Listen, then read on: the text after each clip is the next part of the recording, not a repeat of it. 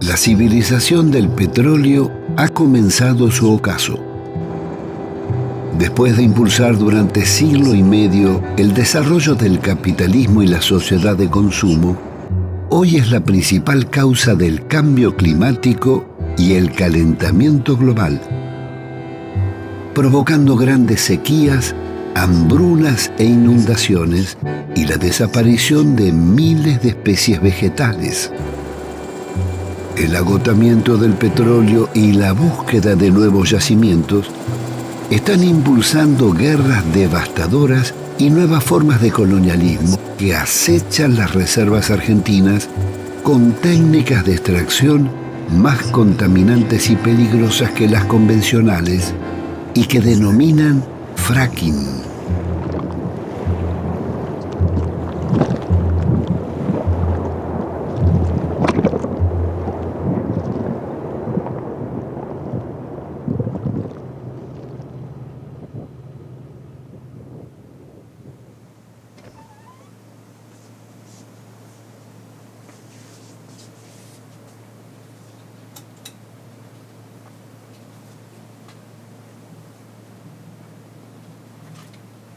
Esta es la historia de un gran fracaso y de la mayor crisis energética argentina desde décadas, consecuencia de la pérdida del autoabastecimiento de gas y petróleo y de los errores y complicidades cometidos desde las privatizaciones de Menem a los Kirchner.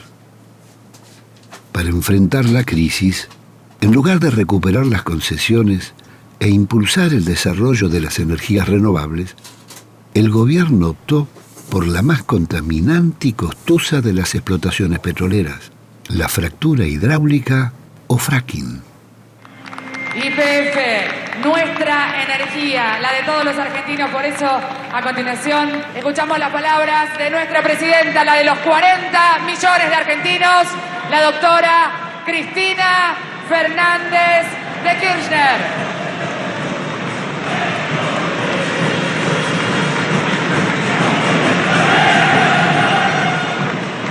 Esta fuerte inversión que está haciendo nuestra YPF, estamos explorando gas no convencional, combustible no convencional, por primera vez aquí en Chubut. Tenemos la tercera reserva de gas no convencional, pero yo estoy segura, además, queremos ir por todo, por el convencional y por el no convencional, con toda la fuerza.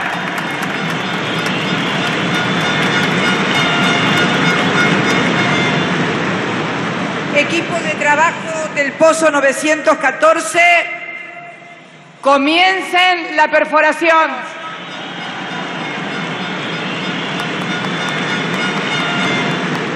Los anuncios de Cristina nos dejaron perplejos. ¿Cómo podía elegir el método del fracking, habiendo en el país cuencas de hidrocarburos que todavía no han sido debidamente exploradas? Se llama fracking y es una técnica que está revolucionando la explotación de gas natural en Estados Unidos. Permite explotar yacimientos hasta ahora inaccesibles. El problema es que la técnica contamina los acuíferos cercanos. Básicamente consiste en taladrar en la superficie terrestre un agujero de 4.000 metros, luego en horizontal hacer otro tanto y eso volarlo con explosivos. Una vez se ha hecho eso, se mete a 5.000 atmósferas de presión, una presión tremenda, una mezcla de agua, arena y un cóctel de 600 productos químicos altamente tóxicos. Eso hace aflorar el gas natural que está en pequeñas burbujas metido en el esquisto, en el mineral de pizarra y que no podría ser extraído de otra forma. El metano, ese gas natural, se ha filtrado a través de las grietas, de las fallas artificiales, hasta los acuíferos de los que se alimentan los pozos, los embalses, los lagos, los ríos. Pero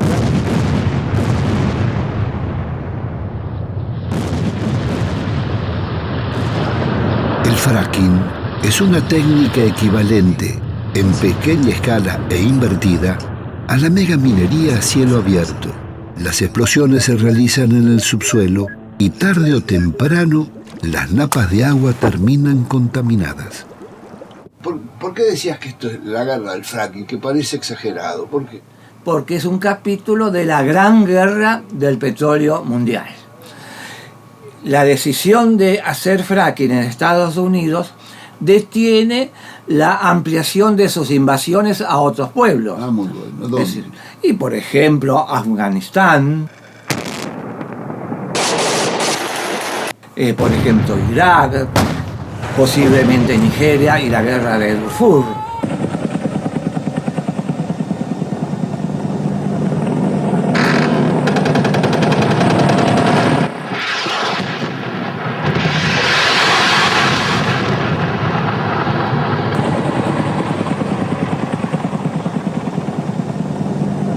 Y ahora viene el fracking como un capítulo no bélico de esta guerra. En Estados Unidos hay una decisión, no podemos o no conviene invadir Irán, hagamos fracking, necesitamos asegurar nuestra independencia petrolera, le llaman ellos. Tenemos que recordar que en la matriz de consumo energética mundial, más del 80% es el petróleo, gas y carbón, y más de la mitad es el petróleo. Pero veamos los efectos colaterales del fracking en el subsuelo. El caso típico es Estados Unidos. En 2/3 de su desarrollo de los estados norteamericanos, en más de 35 estados, ya hay un desarrollo en el subsuelo que parece que ha habido una guerra, parece que estamos en una posguerra, está todo destruido, las aguas contaminadas, el metano escapándose por grietas a la superficie, incendios, terremotos. En el mes de julio hizo un pozo gigante y una población de 285 habitantes tuvo que disparar.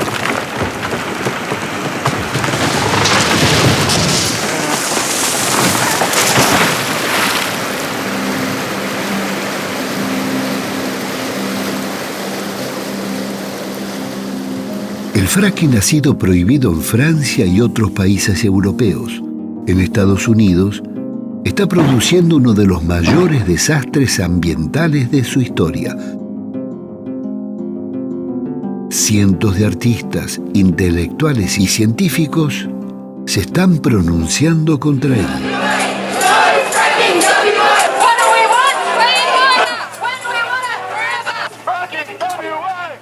Haciendo memoria, el fracaso petrolero comenzó en 1992 con la privatización de YPF. La soberanía, para nosotros esto también es de la soberanía, es importante porque esto va a evitar el éxodo y el despoblamiento, va a permitir la inversión y la reconversión económica de Santa Cruz. Creo que desde hoy el petróleo pasa a ser de las provincias, YPF pasa a ser una empresa que cotiza en bolsa, que va a tener inversión privada y el dinero que de esto surja es de los jubilados. Miles de millones de dólares pasan del patrimonio del Estado a los jubilados, así que no es más... Las bellas palabras escondían algunos de los actos más infames que el Parlamento haya cometido. Con sobornos y falsos diputados, se votaron las privatizaciones de YPF y Gas del Estado, las dos mayores compañías argentinas. El país perdía las empresas que más habían invertido en su industria y obra pública. Los jubilados y trabajadores serían estafados. Jamás les entregaron las acciones que les correspondían, ni les pagaron sus utilidades. Yo me atrevería a calificar este día como un día histórico. La privatización terminó en un fracaso. Las empresas vaciaron las reservas acumuladas por YPF, llevándose más de 30 años de gas y 5.000 millones de barriles de crudo. Un monto que hubiera bastado para acabar con la pobreza y convertir la Argentina en un país avanzado. Ningún gobierno le exigió a las petroleras reponer lo que extraían ni cumplir con las inversiones prometidas.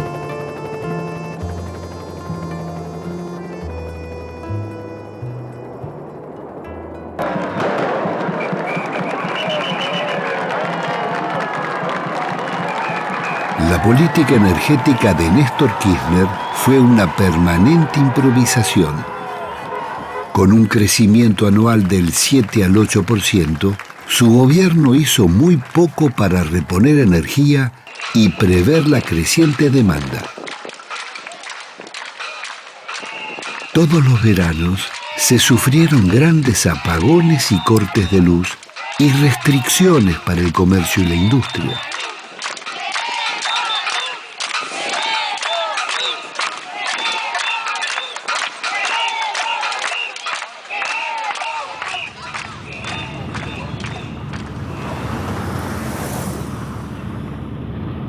En vez de exigirle a las petroleras cumplir con las inversiones y reponer lo que extraían, Néstor Kirchner autorizó prolongar las privatizaciones de Menem por otros 25 años, incluyendo Cerro Dragón, el principal yacimiento del país. La política kirchnerista fue tan irresponsable que le permitió a Repsol girar al extranjero el 95% de las ganancias de YPF a cambio de comprar la cuarta parte de la empresa. YPF terminó vaciada. ¿Qué tal, Víctor? ¿Qué tal? ¿Cómo estás? Muy bien. Muchas gracias. Yo digo que muy pocas veces he visto un desgobierno tan grande en materia de energía como el que estamos sufriendo en este momento en la República Argentina, porque no hay planificación, por lo menos no hay una planificación orgánica que tenga como objetivo plasmar en obras. Acá lo que nosotros estamos haciendo es ir detrás de las cosas, es decir, se está conduciendo de una manera espasmódica el sector energético, están haciendo obras, digamos, casi, yo diría, cuando no hay otra alternativa, pero para hacer una obra energética, si mientras yo exploro y produzco, pueden pasar 5 o 8 años, mientras yo pongo la primera piedra para hacer una central hidroeléctrica, pueden pasar también 7 años o 8 años, y lo mismo para una central nuclear. Me queda entonces como recurso lo más rápido, que son las centrales térmicas, que me están consumiendo gas o me están consumiendo gasoil que tenemos que importar. Y esa es otra barbaridad de la falta de planificación. ¿Quién es el responsable? Y bueno, el responsable para mí es el ministro de Planeamiento. Debido, que es el que maneja de alguna manera el sector energético. Julio Debido llegó desde Santa Cruz al Gabinete Nacional, como Ricardo Jaime, de la mano de Néstor Kirchner. Desde entonces, sigue siendo el responsable del Ministerio de Planificación, del que dependían la Secretaría de Energía, la de Transporte y la de Minería. La obra pública y los sectores estratégicos quedaron bajo su órbita. Frente a la crisis energética, Cristina Kirchner decidió expropiar solo el 51% de YPF, equivalente al 16% del mercado. Y el modelo además que hemos elegido no es un modelo de estatización, que quede claro, porque seguimos conservando la forma de sociedad anónima. Es difícil aceptar que quien va a reestructurar o llevar a buen puerto esto es el ministro responsable de planificación que piloteó 8 años de desastre y vaciamiento energético en la Argentina. Entonces lamento también que creo que no se van a aceptar modificaciones al articulado, pero acá hay un límite. El límite es que todavía no conocemos cuál es la política energética que va a desarrollar el gobierno nacional.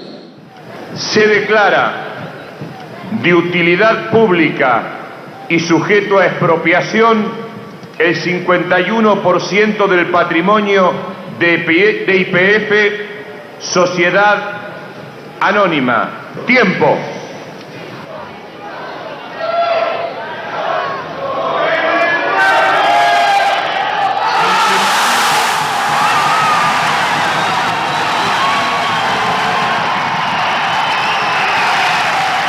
207 diputados votaron a favor de este proyecto que recupera para el Estado Nacional el 51% de las acciones de Con el apoyo de más de 80 diputados de la oposición, se votó en general la ley de expropiación parcial de YPF sin que el bloque oficialista concediera discutir ni una coma de las numerosas enmiendas presentadas.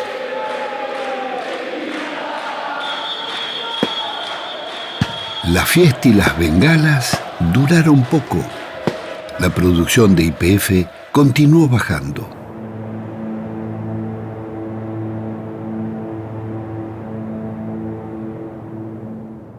La reducción de las reservas mundiales llevó a las transnacionales petroleras a disputar el yacimiento Vaca Muerta en Neuquén, uno de los más ricos del mundo.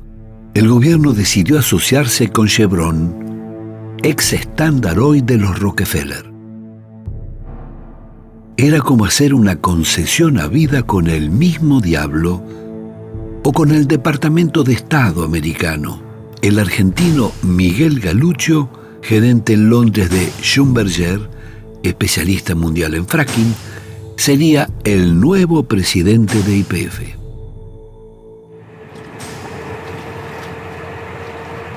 Otra vez, descapitalización y neocolonialismo. El gas y el petróleo se irían por el mar en lugar de preservarlo para las generaciones futuras. Pero esto es solo para Chevron, Félix. No, el contrato con Chevron es solo para Chevron, pero el decreto que salió el día anterior, decreto 929, es para todos.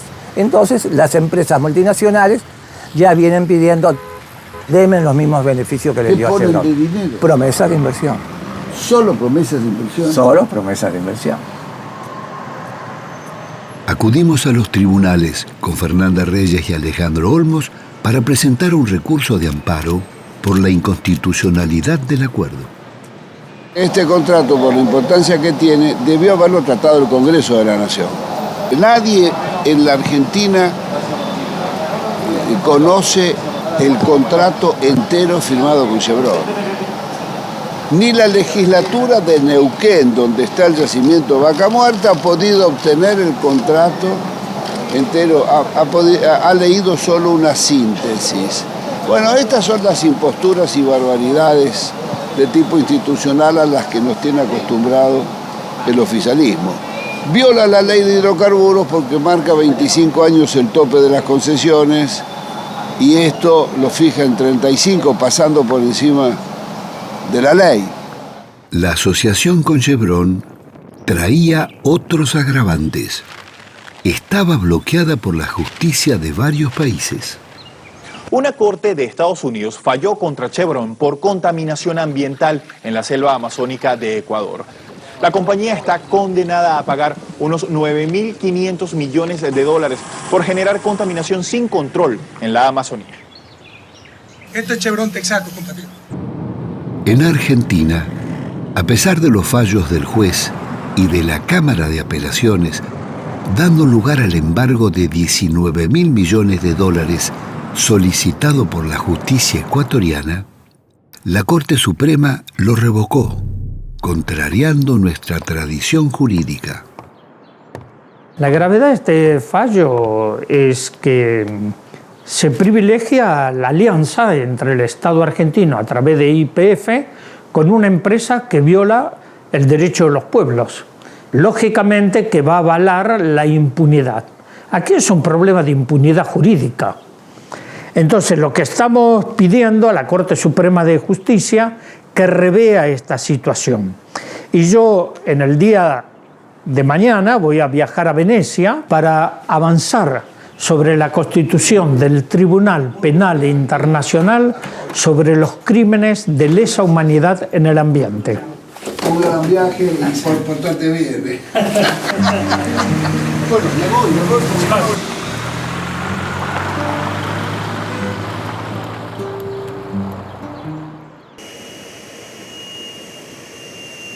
Viajamos a Neuquén con Félix Herrero y María Estela Bamba para conocer los yacimientos donde se están instalando estos pozos. Queríamos conversar con técnicos y pobladores sobre los riesgos ambientales. ¿El fracking sería tan rentable como afirmaban? La primera charla que tuvimos fue con Santiago Benotti. Se sabe que el recurso está ahí y es grande. Digamos, puede ser que en este momento con los parámetros que hay, los geofísicos, geólogos, ingenieros, especialistas en análisis de proyectos, en general te van a decir que este negocio no cierra, pero no cierra con los parámetros de hoy y con los que nosotros conocemos. Nosotros no sabemos los acuerdos que se están haciendo, los beneficios, los subsidios, los acueductos, la provisión de agua, la de arena, no sabemos, pero sí ellos se están posicionando territorialmente. Nosotros estamos perdiendo, digamos, la oportunidad de hacerlo nosotros. Digamos, no es lo mismo los precios de las empresas que los costos propios. Esa es la diferencia. La pregunta es, ¿por qué estas empresas pueden imponer una nueva técnica de explotación de fracking siendo tan dañina? Clinton dijo que era prioritario la seguridad energética, porque es riqueza y es poder. Entonces ellos se posicionan, digamos, y les sale caro, pero, no importa, pero el se Estado posiciona. paga. Claro. Y bueno, muy bien. Hay subvenciones ocultas. Si yo proveo el agua absolutamente gratis de parte del Estado y a las empresas no les cuesta nada, hay un subsidio. Si yo creo sistemas de precios diferenciados, donde suben los precios del crudo y del gas natural, estoy favoreciendo a las empresas. Si yo para la exportación elimino... Félix tenía razón. El fracking nacía subsidiado. Al firmarse el preacuerdo con Chevron, el gobierno aumentó en $30 el precio del barril de petróleo. Lo llevó de 45 a 75 y triplicó el precio del gas. De los bolsillos del pueblo argentino iban a salir más de $10.000 millones anuales para financiar a las petroleras, aumentar la inflación y el costo de la vida cotidiana.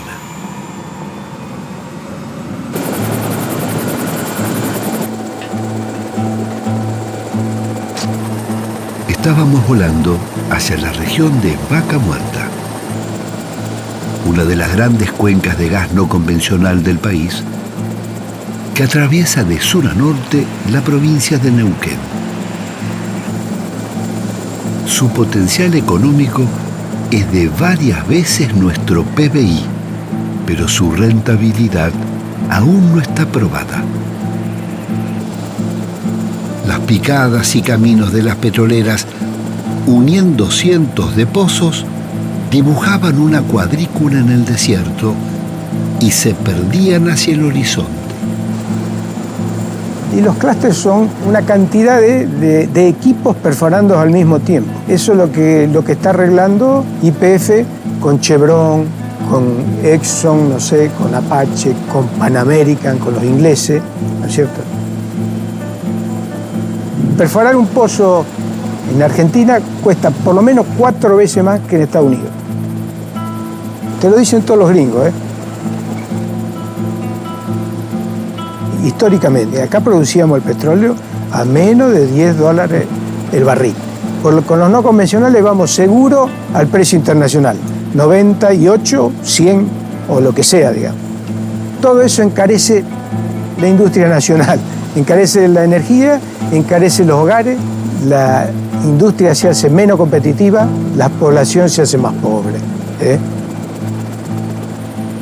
La formación Vaca Muerta es una cantidad de roca, un espesor de roca que se ha formado en un ambiente marino. Y eso con la temperatura y la presión de la sobrecarga de los otros sedimentos que se depositaron arriba una vez que se retiró el mar, eso produce una temperatura y una presión que genera el petróleo, digamos.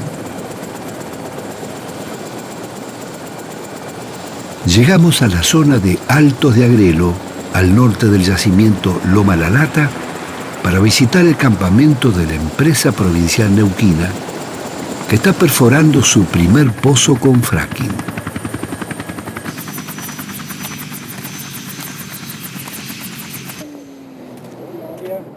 Pino, un gustazo, Por otro lado, yo soy un ex IPFiano de la IPF de la vieja IPF. Y estoy jubilado pero no retirado. Yo, con 20 años de campo, me pasé en el campo. La nueva quimera del oro negro es empujada por las contratistas americanas de servicios como Halliburton y un ejército de contratistas locales, empresas de transportes e insumos. El jefe del destacamento nos recibió amablemente con mate y tortas fritas y un informe técnico sobre la formación Vaca Muerta. Bueno, estos son muestras de la formación Vaca Muerta. Famosa Vaca Muerta.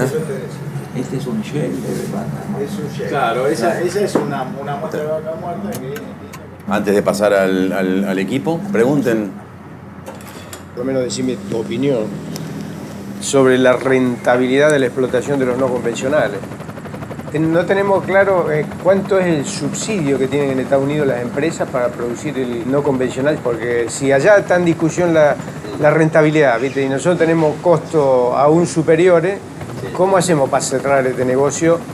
Pues está muy bien la pregunta, está perfecto. La respuesta la podemos referir o referenciar a allá, a Estados Unidos, o a acá. En Estados Unidos les ha pasado de todo. Y yo te digo, hidrocarburos, petróleo y gas, en Argentina está en evaluación aún. No, seguro. Esto está en evaluación todavía. Eso no está bien determinado. En Estados Unidos sí, ya tienen 15 a 20 años. Sí, totalmente. ¿Por cuánto tiempo se van a contaminar esas napas de agua? ¿Cuál es el tiempo? Sin agua y sin parar o llegar a disminuir sensiblemente el calentamiento global y la emanación de gases de efecto invernadero, estamos recagados. Pensando en las generaciones futuras. Nosotros estamos más allá que acá, estamos más del otro lado, lo que va a venir. Las petroleras y mineras operan sin seguros ambientales. Las leyes del ambiente son letra muerta por la complicidad de las provincias con las empresas. Estamos ante estragos y delitos ambientales mientras se impone la ley del negocio.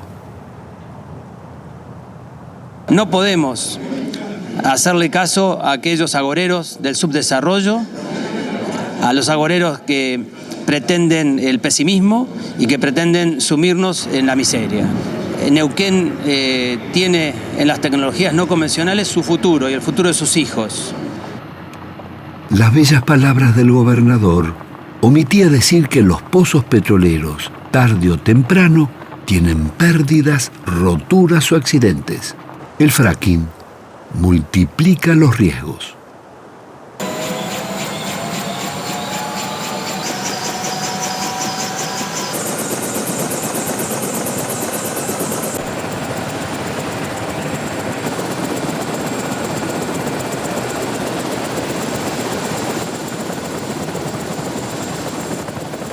Los sistemas hídricos, los acuíferos, humedales y ríos subterráneos son redes que se intercomunican y pueden ir de una región a otra. Gran parte de las perforaciones de fracking se están haciendo en la región que circunda el lago Marí-Menuco, a 50 kilómetros de la ciudad de Neuquén. Es el gran reservorio que la abastece de agua potable y permite el riego de los famosos viñedos y chacras frutales. La petrolera americana Apache ha perforado decenas de pozos en las márgenes del Río Negro, de donde obtienen el agua gratis.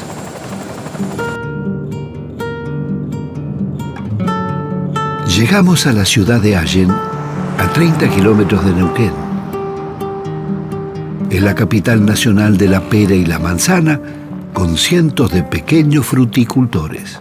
Por ahí es bueno recordar que Allen es la localidad que tiene mayor cantidad de productores en todo el Alto Valle. Sí. Aproximadamente 300 productores y efectivamente hay sobre todo plantaciones de peras. Bueno, esta es una chacra de 20 hectáreas netamente de pera. Tiene 5 variedades, si no me equivoco. Sí, 5 variedades. Tiene William, Pacan, Danjou, Beau Reboz y una pera que se llama Winter Butler. La zona donde estamos es la principal productora del país. ¿Principal productor en cantidad o calidad? En calidad y en cantidad. Más que Italia. En pera sí. Tenemos otro tipo de clima y otro tipo de condiciones, ¿no? Somos Argentina el principal productor de pera, y la pera Williams no tenemos competencia en el mundo. Desde el año 2000 que somos productores orgánicos también, aparte de hacer un sector en convencional. Y lo empezamos a hacer por una cuestión de tratar de dejar algo mejor hacia nuestros hijos, ¿no? Que son la generación que nos sigue. Entonces empezamos con la producción orgánica, la cual nos gusta mucho. Cada vez nos gusta más y uno aprende muchas cosas. En definitiva, cuando esto empezó era todo orgánico, ¿no? Porque convengamos que los chacareros abusan de los agroquímicos también, de manera muy salvaje.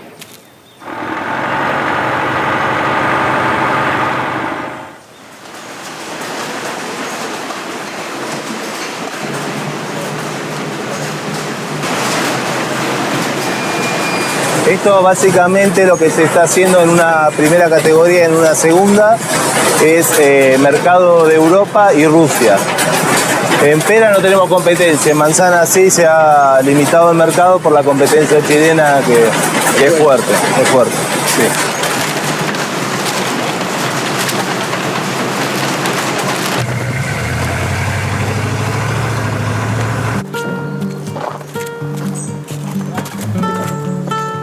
Qué lindo color de Malbón. Sí. Hola, señora. Buenos días. Uy, señores, ¿y esta fiera qué es? Mi perrito. Ah, es su perrito, ¿cómo le va? ¿Cómo le va, don Alfredo? Acá hemos venido a invadirlo. ¿Qué tal? ¿Cómo está? Mi padre llegó en el 27 aquí. Italiano. Italiano. Y mi madre criolla, de origen vasco. Vino como encargado así de una chácara de un diputado nacional que vivía en Buenos Aires, porque él era jardinero. Fue 2 años jardinero que allí fue donde nacimos 3 de nosotros. Yo nací ahí al pie de la ruta. Hacelo más cortito. Bueno. Y mi padre después, mientras estuvo ahí de encargado, fue emparejando esas 6 hectáreas que había comprado, que era todo ahí campo bruto. Era el páramo, no había nada. ¿Sí? ¿No? Lo único que había era la casa y el tinglado. Él me mostró una foto, esto arranca en 1935, ¿no? Fíjense. Bueno, yo nací en Allen, y una de las cuestiones más paradójicas es quizás que, bueno, desde hace varios años trabajo, investigo sobre todo lo que tiene que ver con extractivismo, megaminería, ahora explotación de hidrocarburos no convencionales. ¿Pero cuándo te fuiste, María? Yo me fui cuando tenía 18 años. ¿A dónde? ¿Estudiar? Me fui a estudiar filosofía a Córdoba y después hice un doctorado en Francia y volví hace unos 20 años ya a radicarme en la Argentina, en Buenos Aires.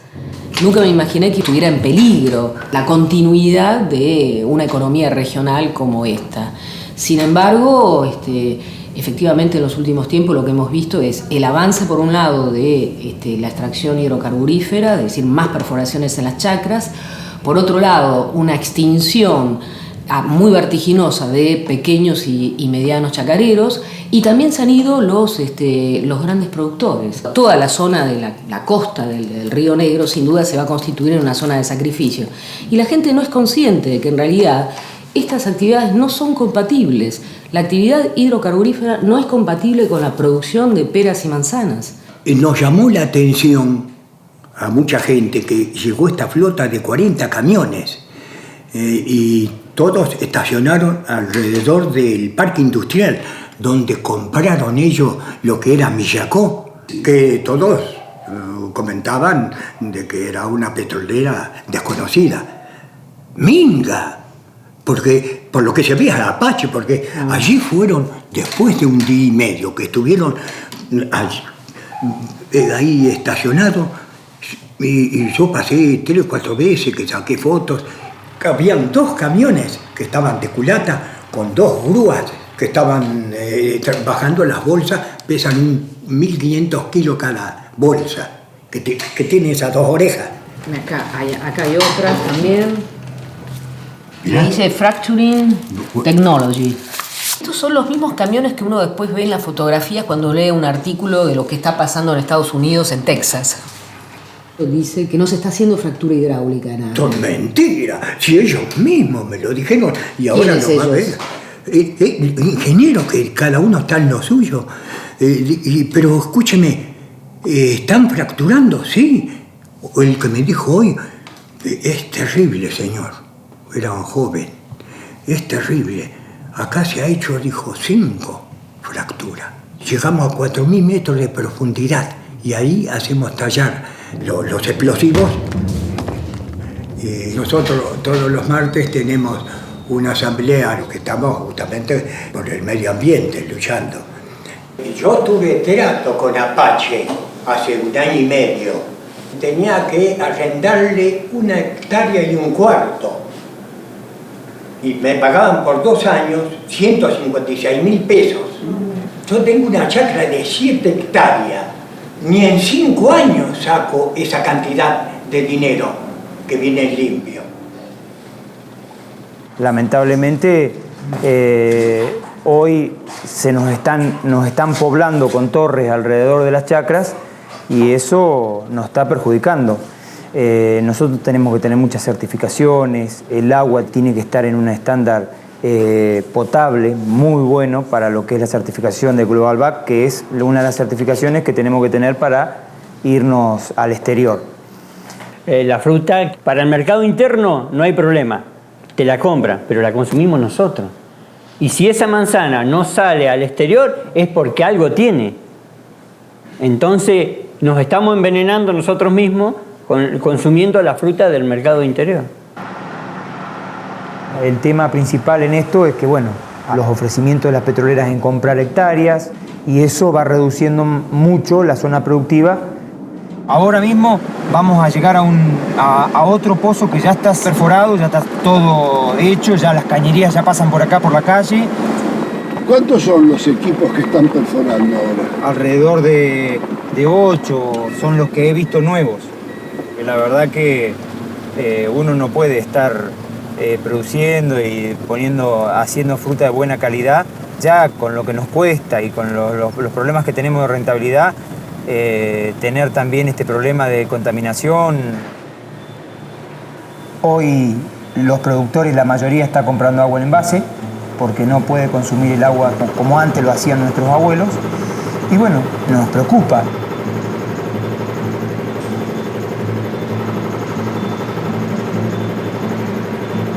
La imprevista visita puso en descubierto que la petrolera inyectaba, junto a los millones de litros de agua, toneladas de sustancias radioactivas y químicas que hasta hoy se han negado a declarar cuáles son.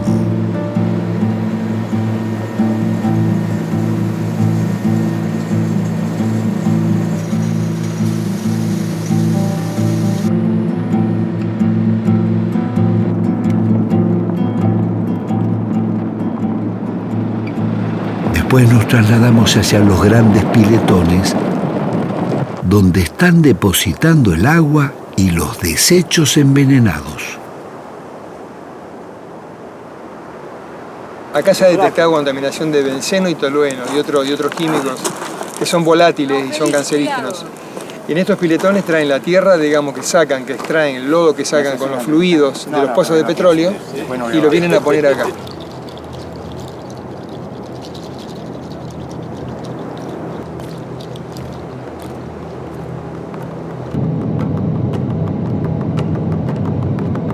Continuamos viaje hacia la comunidad mapuche de Jelaicó. En sus tierras, la petrolera Apache ha instalado el pozo anticlinal, el primero de fracking del país.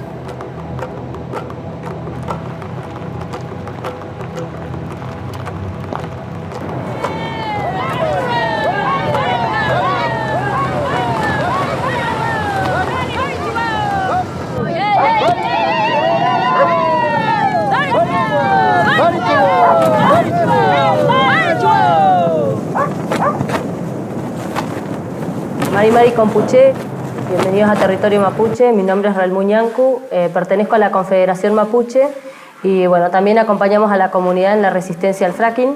Es una preocupación para nosotros este nuevo método de explotación petrolera y bueno, por eso es muy saludable que hayan podido venir al lugar a conocer este conflicto, ¿no? Y quisiera que contaran un poco eso, qué es lo que conversaron cuando se sentaron cara a cara con la empresa. Nosotros decidimos hacer una movilización, tomar a la empresa y preguntarle qué tipo de pozo, qué es lo que estaban haciendo. Nosotros queríamos saber qué es lo que estaban haciendo. La empresa vino acá, se sentó con nosotros y nos ofrecía 13.000 pesos para que nosotros estemos callados.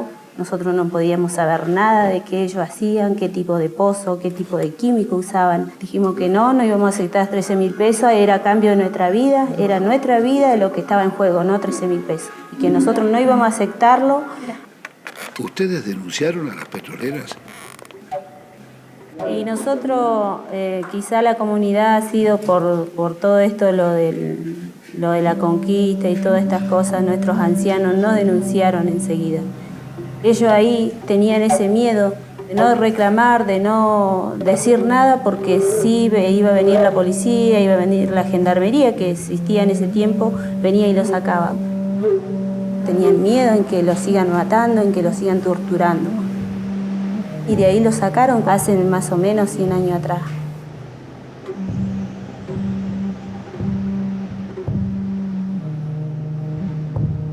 Cristina, ¿y en este tiempo desde cuándo empezaron a movilizarse? La comunidad en la época de Repsol sí hizo una acción, tuvimos una movilización bastante grande porque todo lo que era el hidrocarburo lo dejaban todo abierto, lo tiraban, hacían laguna y ahí se nos morían nuestros animales.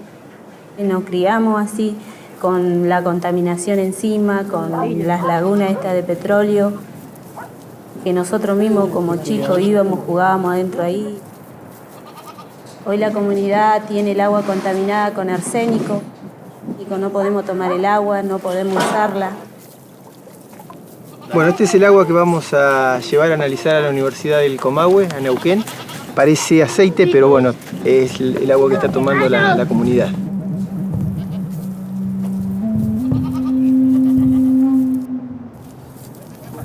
¿Qué es lo que anda pasando con el rebaño, Villar? Y bueno, es que se hinchaba la cabeza, todo así, se le murieron algunas chivas.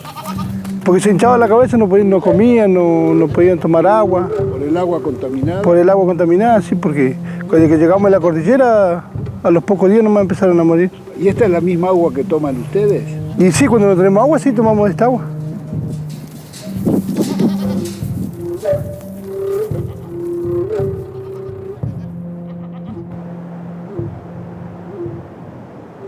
Incluso el gobierno provincial tiene sus propios negociados con la contaminación, porque la contaminación es un negocio para el gobierno provincial, porque los ministros de medio ambiente, de hidrocarburos, tienen sus propias empresas privadas para, una vez que se detecta la contaminación, los derrames, esas empresas son las que vienen supuestamente a sanear. Entonces la contaminación es un negocio para el gobierno provincial y es la empresa de Guillermo Coco. Claro, es la empresa de Guillermo Coco la que va a sanear. Y nosotros Guillermo Coco es el ministro de Energía, de Ambiente y Servicios Públicos de Neuquén, dueño de varias empresas ligadas a la explotación de hidrocarburos. El saneamiento se haga como corresponde, porque si ahora vamos a recorrer el campo, vamos a ver cuál es el saneamiento que propone la provincia. Vamos a ir con una pala y vamos a ver que está el petróleo ahí tirado.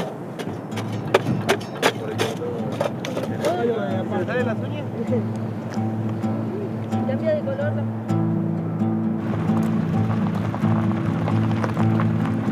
Cuando ellos hacen los pozos, que bueno, a veces regan los caminos con el agua contaminada, para que a nosotros quedemos tranquilos, pero es el agua contaminada. Después, cuando hay problema con las cañerías, siempre hay derrame de hidrocarburos, de gas.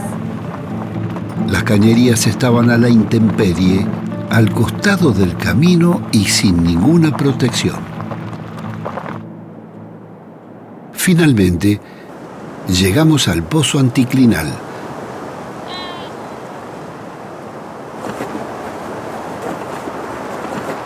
estamos en un peletón que hicieron la empresa Apache, donde depositaron 30 millones de litros de agua. Bueno, esto lo hicieron en el tiempo verano, cuando la comunidad estaba en la veranada. Ellos aprovecharon esos 3 meses para hacer este pozo no convencional hace 2 años. El agua lo traían del acuífero de Zapala. Y bueno, los pozos, como se ven, están allí. Allí hay uno, allá hay otro. Tenemos que caminar más para allá. No se veía torre de perforación ni despliegue de grandes equipos.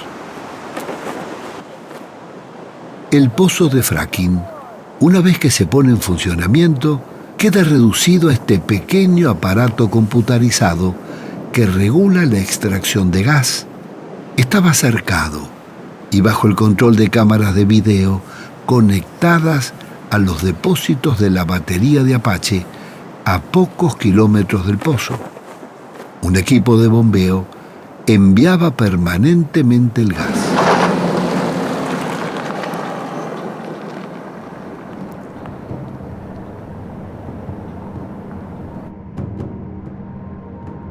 La batería de Apache estaba resguardada por un fuerte dispositivo de seguridad. Parecía un campo de concentración.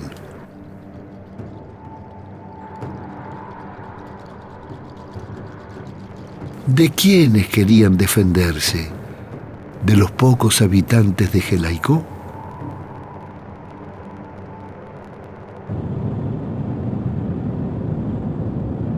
Seguimos hacia la casa de Relmú y Martín. Nos mostraron imágenes de la represión que sufrieron al querer desalojarlos de sus tierras porque resistían la instalación de otro pozo. Apache ha perforado decenas alrededor de su casa y ahora quiere instalar uno con fracking.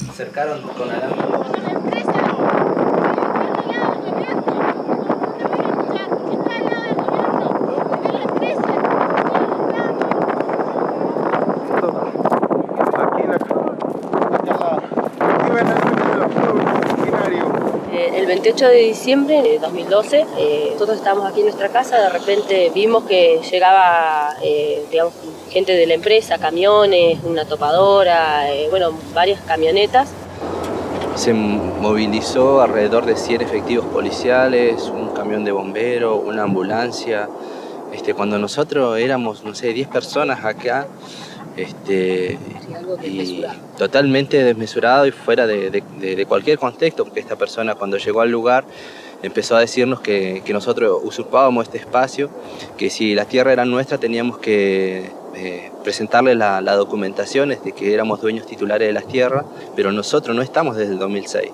Tenemos toda una historia detrás, no creo que nadie esté a la altura y tenga los fundamentos para decir que nosotros somos usurpadores de un espacio. Que no tengamos la documentación es un problema del Estado, que ha negado siempre nuestros derechos sobre este lugar, pero nosotros siempre vivimos acá. No es la primera vez que hemos sido encausados, hemos pasado por 2 juicios penales por defender este territorio. En los 2 juicios se nos acusó de usurpación, de turbación a la posesión. Los 2 juicios salimos sobreseídos, absueltos. Pretendían ingresar por la fuerza al lugar. Nos dijeron que si nos resistíamos iban a utilizar la fuerza pública. Y bueno, nosotros les dijimos que no iban a poder entrar, que nosotros estábamos con nuestros hijos, en ese momento nos tomaron de sorpresa, éramos pocos. Y bueno, cuando no quisieron retroceder y ya veíamos que la topadora nos pasaba por encima, comenzamos a arrojarles piedras para que se fueran. Y en el medio de esto quedó esta señora que nosotros no sabíamos quién era. En un momento que no nos dimos cuenta nosotros, una piedra. Bajen las armas, acá todos están desarmados, estamos reclamando un derecho nada más. Bajen las armas, díganle al gobierno que venga, que baje urgente, que acá hay un derecho. Las poblaciones originarias estaban de pie frente al avance de las transnacionales. Meses atrás, en un referéndum realizado en la localidad neuquina de Loncopué, el 82% de sus 7.000 habitantes rechazó la instalación de una mega minera china a cielo abierto para extraer oro y cobre.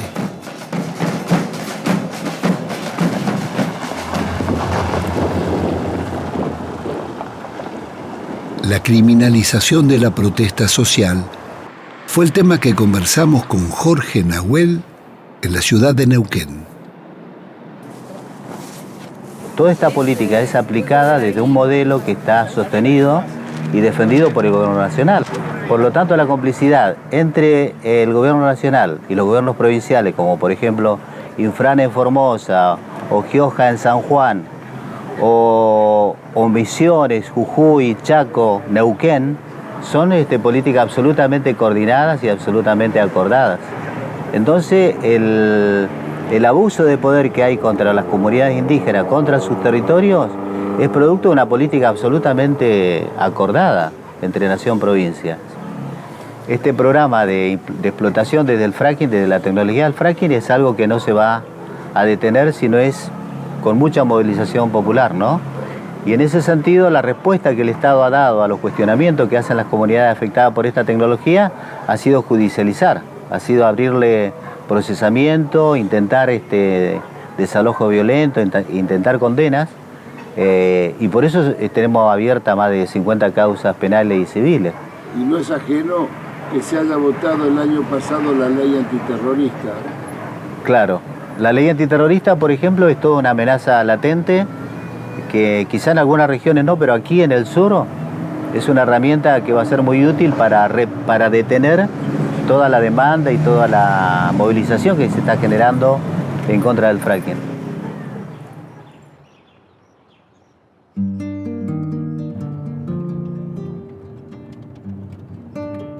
En la ciudad de Zapala, la Asamblea del Agua viene defendiendo el gran acuífero subterráneo de aguas minerales. Tenemos una cualidad muy importante que la naturaleza nos brindó, nos ofreció, que es un acuífero. Un acuífero que está ubicado abajo de este territorio.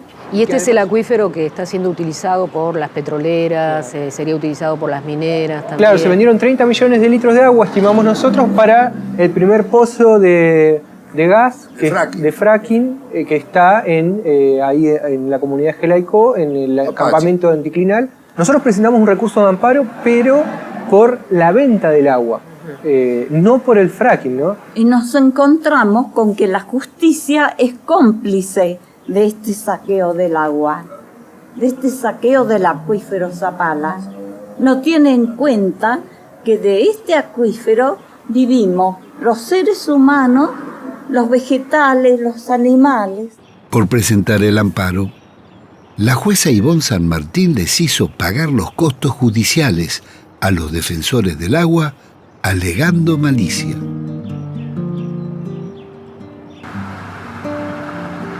El rechazo al fracking se extendió por toda la región y varias provincias.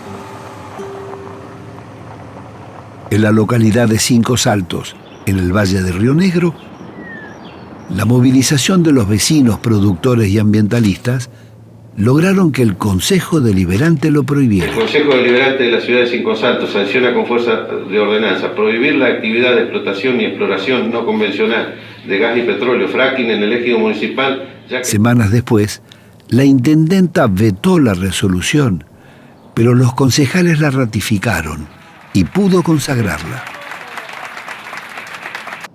En la ciudad de Allen también fue prohibido. El tema de la contaminación, el tema del agua, por la salud, por el bienestar de nuestros futuros hijos y todo el futuro. Sabemos que si nos contaminan las chacras, no nos queda nada. Ninguna petrolera nos va a venir a dar trabajo. Vecina, mamá se contamina. Vecino, ha sido aprobado por unanimidad.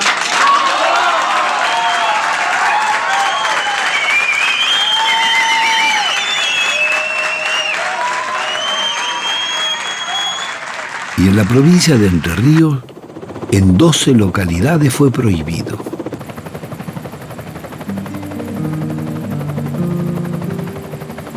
La región mesopotámica es la otra gran reserva de petróleo y gas no convencional de la Argentina. Se encuentra debajo del acuífero Guaraní. Su explotación, con la técnica del fracking, terminaría contaminando las aguas y ríos de la mayor cuenca hídrica del país. Hoy en día el fracking aparece precisamente como alimentando esta idea de que América Latina o Argentina en particular puede ser una potencia productora de hidrocarburos. Hay que acudir a la historia latinoamericana para ver que efectivamente esto ha dejado siempre de manera inevitable un saldo absolutamente negativo. Pero sin duda, el fracking o la explotación de gas no convencional abre a un nuevo ciclo de conflictos socioambientales, especialmente aquí en Argentina.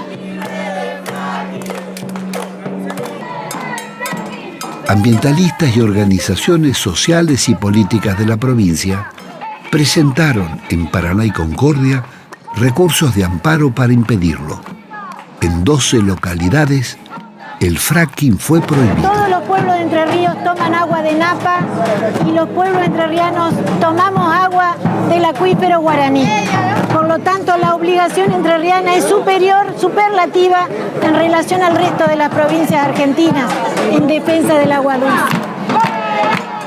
La idea de esta movilización y todas estas actividades como el amparo que acabamos de presentar es tratar de frenar el avance de este proyecto en Entre Ríos. Entendemos que una vez que se establezcan las multinacionales es mucho más difícil poder sacarlas del territorio de un territorio provincial. Y estamos acá porque el tema es muy grave. El tema es muy serio porque existen riesgos severos de contaminación, existen riesgos severos de impacto ambiental, de contaminación del acuífero guaraní. Es el mismo acuífero que compartimos con Uruguay, con Paraguay y con Brasil. Es decir, esa es la importancia de este fenómeno, cuidar. Porque ese acuífero guaraní va a ser atravesado y corre el serio riesgo de ser contaminado, tanto por los tóxicos, por los químicos que van a ser inyectados en las profundidades, como por las grietas y las filtraciones desde los diques de cola que necesariamente son utilizados en la explotación de fracking. Bueno, vamos a elegir la sala laboral. Hay un historial de lucha en Entre Ríos y en eso ha dado una lección la Asamblea Ambiental de Gualeguaychú, que desde hace ya muchos años viene en su lucha con Bosnia y la contaminación del río Uruguay. Esta es una lucha de todo el país. El agua que pasa acá por Entre Ríos es el agua que terminan consumiendo en Buenos Aires, que consumen en Rosario o que consumen en el sur del país.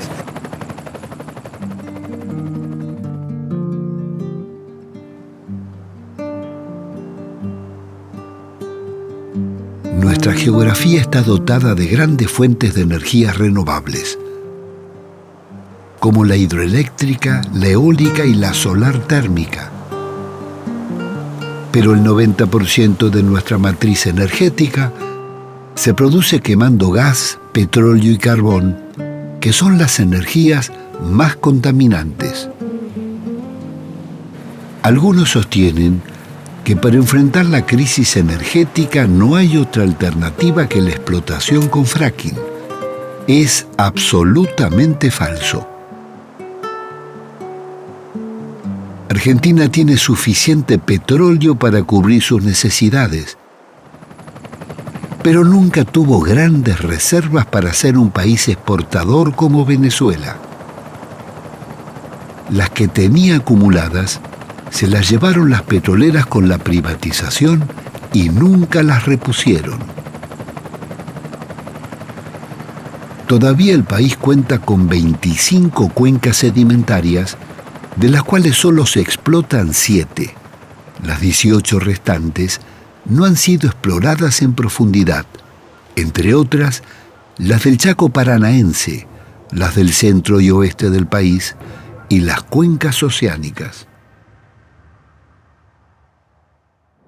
Santiago, ¿todavía se puede extraer gas y petróleo en las cuencas convencionales? Hay posibilidad de encontrar recursos convencionales. Se debe volver a retomar los niveles de exploración que había con la YPF estatal antes de los años 90, cuando se descubría petróleo, que se hacían más de 120 pozos en promedio por año. Ahora en los últimos años se han hecho un promedio de 20 pozos exploratorios, entre comillas, decimos los técnicos, porque eran pozos más de desarrollo o cerca de los viejos yacimientos de YPF, que realmente pozos exploratorios que abriesen brecha a nuevas cuencas o nuevas áreas. Hay grandes áreas en el mar, de la misma manera que los brasileños han encontrado grandes recursos que le ha cambiado la historia, digamos, a través de Petrobras, su empresa estatal.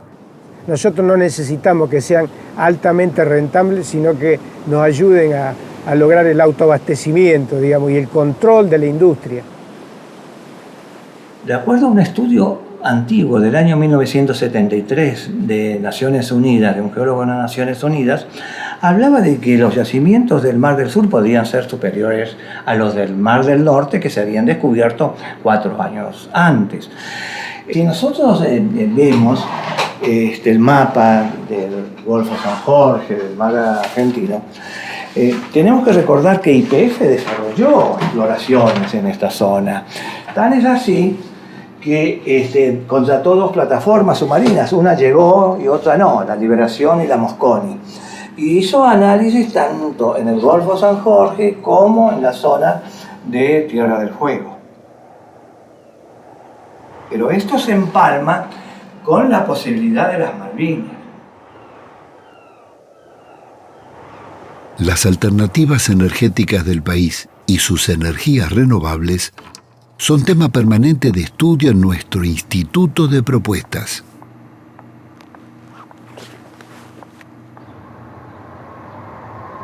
Un pozo construido a través del método de fracking cuesta alrededor de $20 millones. Si ese dinero, el dinero que nos costaría un pozo de fracking, lo empleamos en un parque eólico con aerogeneradores de potencia, con 6 aerogeneradores, que es lo que nos saldría con el mismo dinero de la construcción de un pozo de fracking, la energía al cabo de 6 años a través de la aerogeneración sería 4 veces superior que la que nos entrega el pozo de fracking. ¿Qué sucede después de 20 años de que los molinos de vientos están entregando energía? El pozo a los 6 años se acabó y sin embargo los aerogeneradores, estos molinos de viento, siguen entregando energía. Al cabo de la vida útil, este parque eólico o estos aerogeneradores nos van a haber entregado 80 veces más energía que lo que entregó el pozo de fractura hidráulica. Eduardo, vos decías que el parque eólico es más rentable. Entonces, ¿por qué el Estado no lo hace? Bueno, los pozos de fracking obviamente son un negocio para las compañías petroleras, en cambio que los parques eólicos podrían ser desarrollados por pequeñas cooperativas, municipios o incluso hasta ONGs. Bueno, pero la gran paradoja que existe es que la Argentina tiene un gran potencial en energías renovables, en energías limpias, que se calcula es superior a las 3.000 plantas nucleares. Se va a poder hacer una sustitución importante de importaciones. Tenemos una planta productora muy importante en la provincia de Mendoza, hay otras plantas en la Patagonia y hay una red de proveedores que alcanza alrededor de 200 empresas, fundamentalmente pequeñas y medianas. Claro, además porque Argentina en la Puna de Atacama tiene junto con Chile uno de el foco principal de irradiación solar por metro cuadrado en el mundo. Tiene tal nivel de irradiación solar la Puna de Atacama que prácticamente una planta solar termoeléctrica sería competitiva en términos económicos con respecto a las plantas térmicas que queman combustibles fósiles, ya sea gas o fuel oil. Las plantas de energía solar termoeléctrica funcionan con espejos cilindro parabólicos que concentran la energía solar en un tubo que lleva un aceite que se calienta y eso a su vez genera el calor para convertir agua en vapor y eso activa la usina que genera la electricidad. La gran ventaja de la energía solar termoeléctrica es que el calor sobrante que no se utiliza para generar electricidad durante el día se puede después almacenar en tanques de sales fundidas, que además son muy abundantes en la zona de la Puna de Atacama, o sea que hasta esa ventaja tiene Argentina, y eso permite que cuando no hay luz solar, el calor almacenado se utiliza para volver a calentar el agua, que genera vapor, que activa la turbina que genera electricidad, y eso hace que no haya variabilidad, como pasa con la energía eólica, que cuando no hay viento no hay electricidad, o la energía solar fotovoltaica, que cuando no hay luz solar tampoco hay electricidad. En cambio, en la energía solar termoeléctrica es un circuito cerrado. Cuando estábamos montando la película, nos sacudió una noticia dolorosa e inesperada.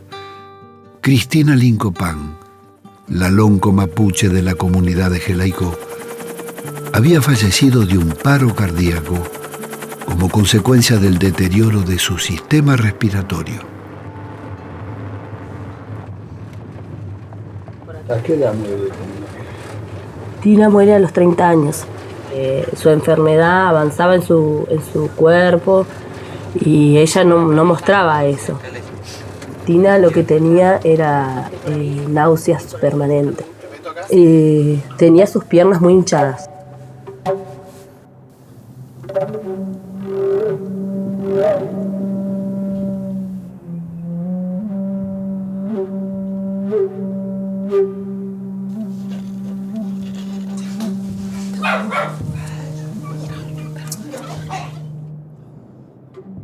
¿Cristina se empezó a sentir mal de golpe o ya venía enferma? Y no, ella no era enferma, ella era una piba sana.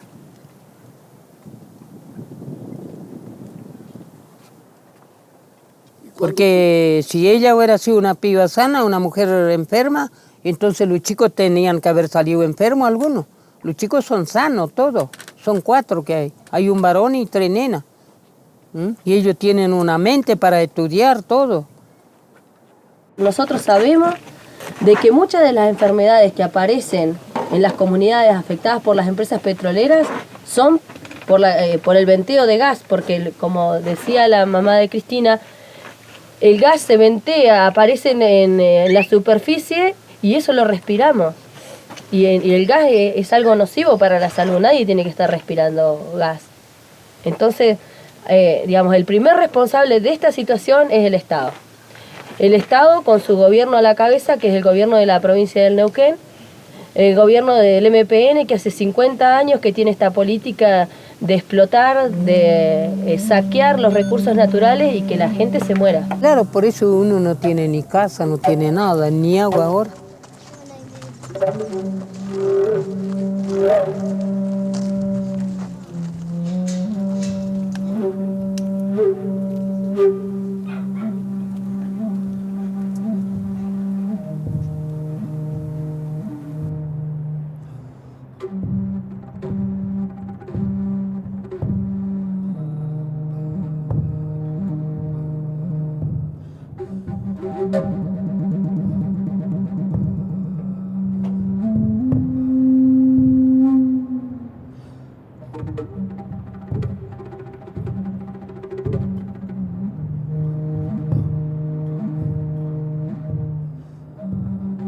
Siempre ella, como sea, llegaba. Recuerdo una vez que nosotros teníamos un corte acá y le avisamos a ella. Ella no tenía ni forma de venir nada y ella apareció caminando. Apareció caminando y bueno, se vino a quedar con nosotros, a acompañarnos, ¿no? Y nosotros hasta nos reíamos de ella porque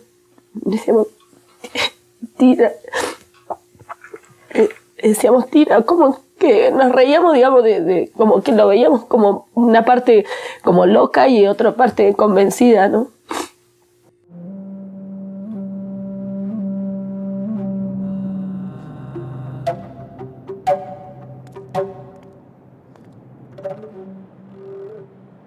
Sabemos que el pueblo mapuche está empobrecido, porque el Estado nos ha quitado toda la posibilidad de administrar, de tener un plan de vida dentro de nuestro territorio.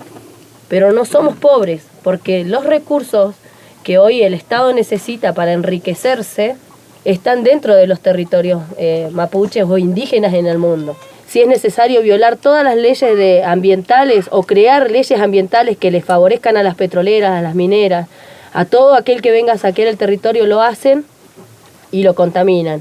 Y los que nos llevamos las consecuencias somos nosotros, porque somos nosotros los que vivimos en el territorio. Acá no vive Zapac, no vive Cristina Kirchner, no vive nadie de ellos, somos nosotros los que vivimos acá.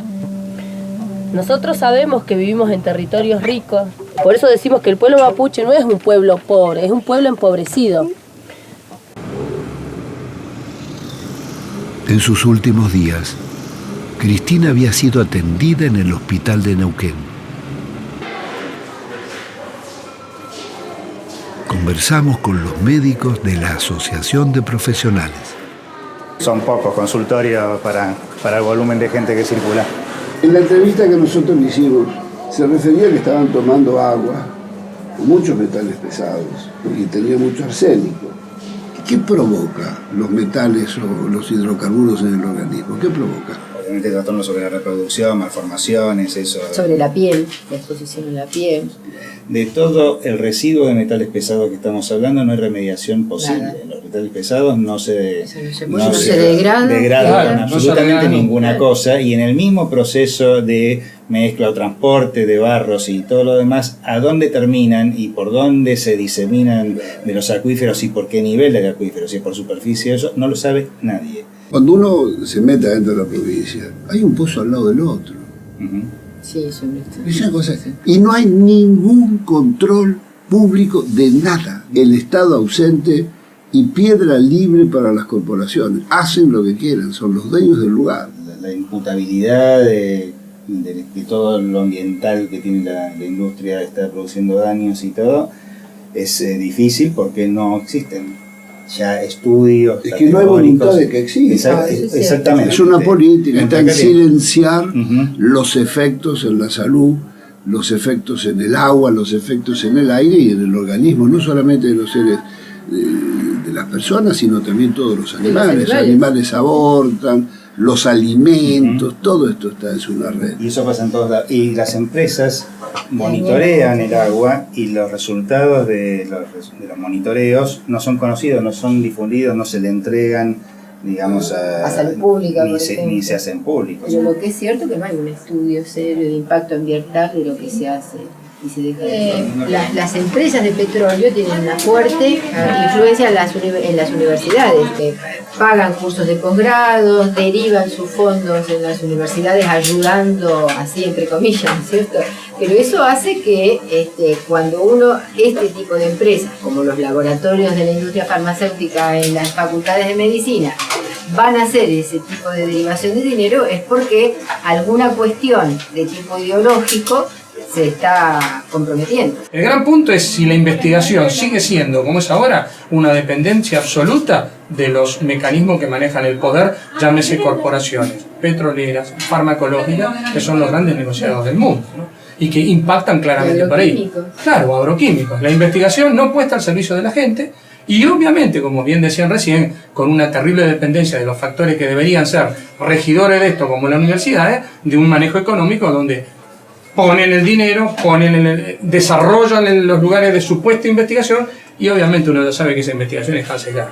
Recién cuando hablábamos de remediar, digamos, la remediación debería ser para aquello que es algo inevitable. Todo lo que se puede prevenir no debería ser remediado, debería ser prevenido. Este es el problema. Entonces, estamos actuando 2 pasos atrás de lo que deberíamos actuar.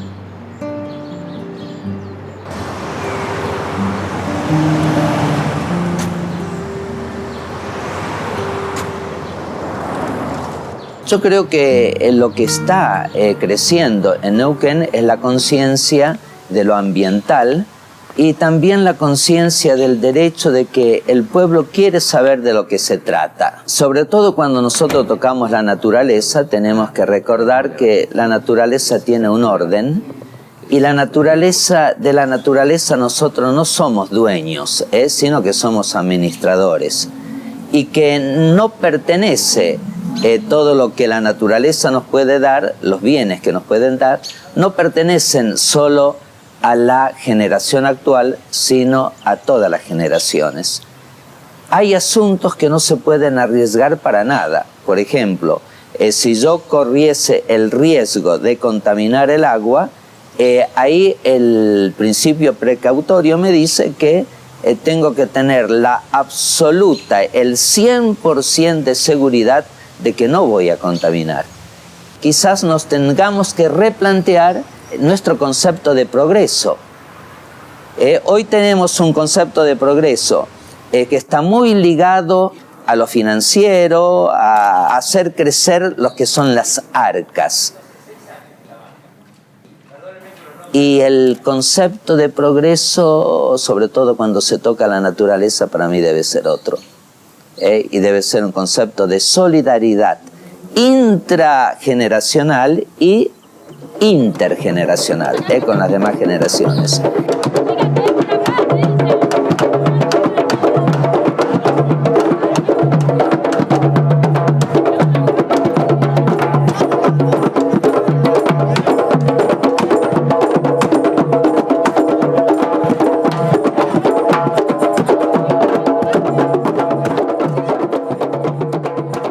El pastor tiene que acompañar a su pueblo en las preocupaciones legítimas que tiene.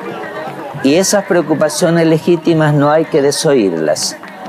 No hay que subvalorar el pueblo como tal cuando se expresa sobre algo.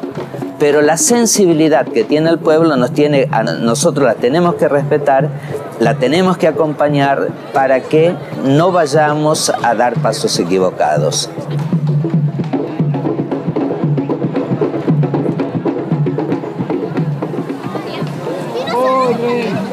¿Qué estás haciendo? Acá estamos, Pino, firmes, manifestándonos, el pueblo mapuche, el pueblo neuquino, para impedir que se firme el acuerdo suicida de las petroleras Chevron y YPF, Neuquén, Zapag, que lo único que va a venir a hacer aquí a la provincia de Neuquén es lo que hizo en Ecuador, contaminación, muerte, y por eso estamos todos aquí hoy impidiéndolo.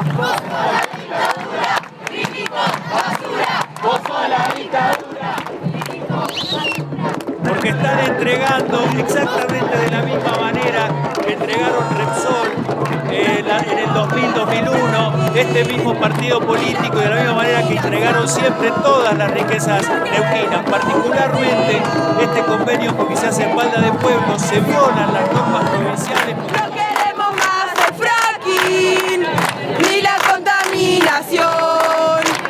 No queremos policías, no queremos represión. Son estudiantes, mujeres, niños, que vienen a reclamarle a esta legislatura que no trate un acuerdo y una entrega vergonzosa. No hay cesión de la soberanía. Entendemos claramente que esta ley que solicitamos se apruebe hoy está dentro del marco legal. Porque como quieren sesionar tranquilos, entre comillas, porque como van a entregar la conciencia, el futuro, los principios, lo quieren hacer encerrados adentro de ese semejante edificio de gente que no tiene, ya perdió la vergüenza. Quiero decir que no soy una criminal porque estoy sentada acá y que yo vine a laburar. Para mí esto es un laburo, señora Presidenta. Yo no tengo ningún título honorífico, yo tengo que responder ante el pueblo de la provincia y ante el gobierno que yo voto.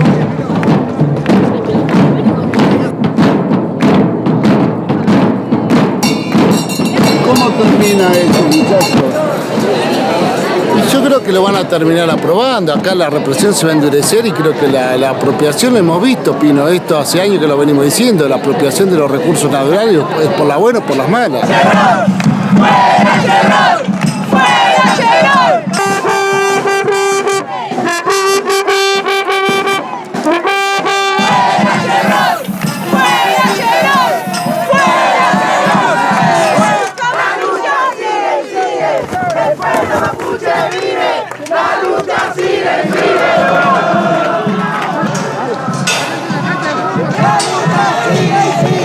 Piensen en sus hijos, en sus nietos.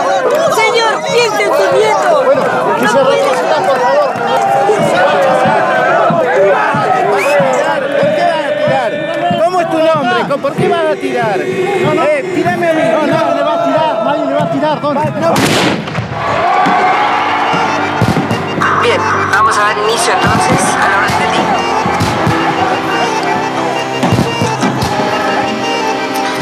Punto número 1. Tratamiento en particular del proyecto de ley por el cual se modifica el régimen de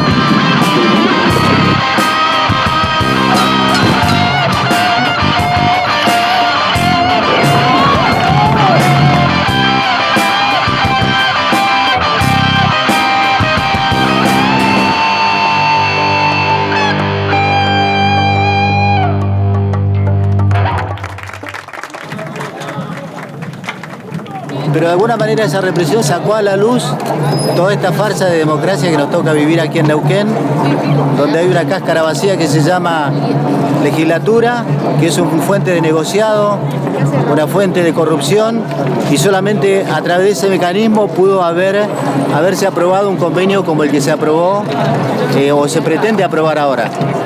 Van a tener que llegar a nuestro territorio y ahí lo vamos a estar esperando, porque lo que se quieren apropiar es justamente de nuestros territorios. Yo pienso, y esa es mi idea, que los votos no dan licencia para todo. Los votos dan licencia para gobernar en función del bien común, pero cuando surge algún planteo nuevo que puede estar relacionado en lo que es la forma de buscar el bien común en una cosa tan grave como esta, yo creo que la licencia social es fundamental.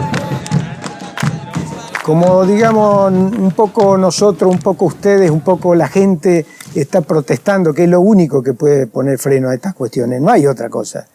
Nosotros no hemos podido controlar las empresas, no hemos podido controlar las inversiones, no hemos podido controlar las reservas, por eso perdimos el autoabastecimiento, no hemos podido controlar la cuestión ambiental, por eso hay un pasivo de miles de millones de dólares, y entonces podemos hacer leyes, podemos poner regulaciones, pero digamos, no puede alguien débil controlar a alguien fuerte. Si no tenemos nosotros el control de la industria petrolera, nosotros podemos hablar mucho de contaminación y de cuestión ambiental, digamos, pero digamos, vamos a tener graves problemas ambientales y además nos va a salir muy caro. Claro, ir anulando los contratos que han tenido numerosos incumplimientos y explotarlos nosotros, con control de los mismos trabajadores petroleros y con control de organizaciones sociales, intervención de las universidades o centros de investigación, etcétera. Y de la población, claro, la población que es la que está más interesada de que nuestro medio ambiente esté sano, que podamos respirar, que podamos tomar el agua.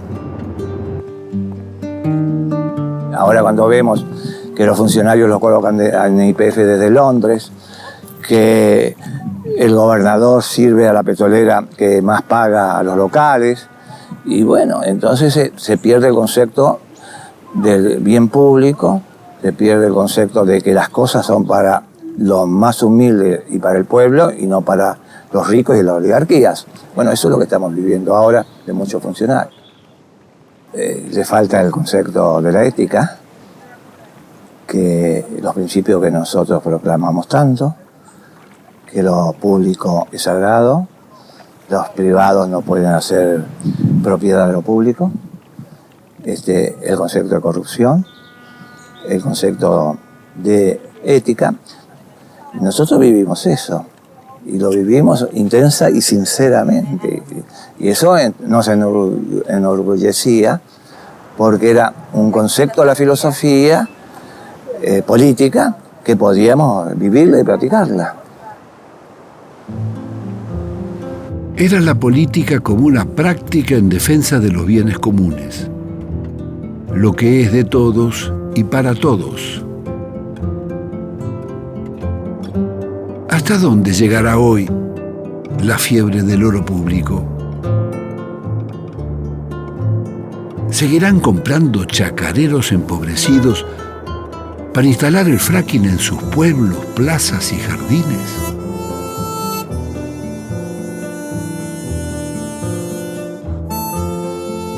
Seguramente lo harán si las poblaciones no se movilizan.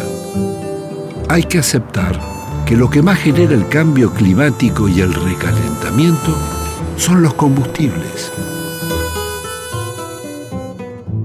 La civilización del automóvil y el consumo ha convertido las ciudades en cementerios de vehículos y grandes basurales que son un foco permanente de contaminación.